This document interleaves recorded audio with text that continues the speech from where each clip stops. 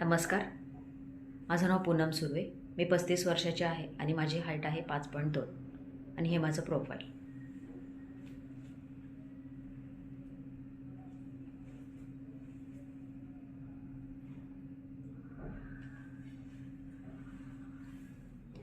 मी काही print shoots केल्यात.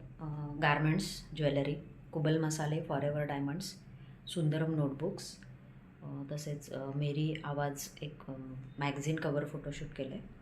त्यानंतर मी माझा ॲक्टिंग कोर्स कंप्लीट केला gold wings arts and institute Thane येथून.